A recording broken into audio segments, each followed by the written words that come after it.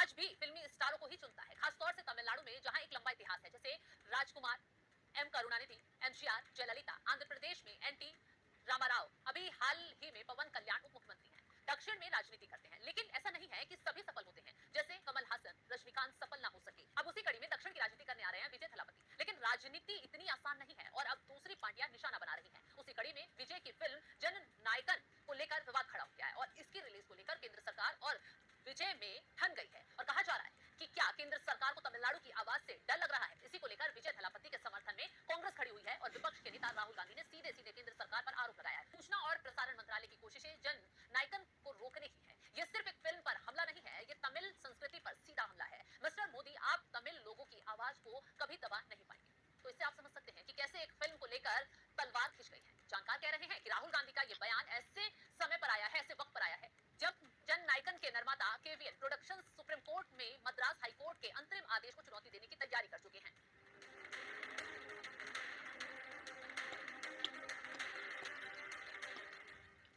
इससे आप समझ सकते हैं कि क्या राजनीति चल रही है। वही खबर देते चले कि मद्रास हाईकोर्ट के एकल न्यायाधीश ने आदेश दिया है कि सीबीएफसी तुरंत फिल्म को सेंसर सर्टिफिकेट दे। लेकिन 9 जनवरी को हाईकोर्ट की खंडपीठ ने उस आदेश पर रोक लगाई। नतीजा यह है कि फिल्म रिलीज से ठीक पहले अटक गई और इसी से तमिल सिनेमा में भूकंप आ गया है। सबसे बड़ा सवाल यह है कि जब फिल्म पूरी है, प्रमोशन पूरा हो चुका है, रिलीज डेट तय है, तो फिर सेंसर सर्टिफिकेट क्यों नहीं दिया गया। निर्माताओं का आरोप है कि सीबीएफसी ने जानबूझकर देरी की है और ये देरी पोंगल जैसे बड़े त्योहार पर विजय की आखिरी फिल्म को जनता तक पहुंचाने से रोक लगा रही है। आपको बताते चले कि पोंगल सिर्फ त्योहार नहीं बल्कि तमिलनाडु की पहचान है। ये सिर्फ एक फिल्म नहीं है, ये सिर्फ एक सर्टिफिकेट का मामला नहीं है, बल्कि विजय अब अभिनेता से आगे बढ़ चुके हैं। कुछ महीने पहले उन्होंने अपनी राजनीतिक पार्टी बनाई और जन नायकन की उनकी राजनीति में पूर्ण एंट्री से पहले की आखिरी फिल्म बताकर इसको प्रचारित किया। आपको बता दें, मतलब पर्दे का नायक अब जमीन पर संभावित जननायक बनने वाला है और शायद यही बात दिल्ली को असहज कर रही है। तमिलनाडु में अगर सिनेमा और राजनीति को अलग से समझें तो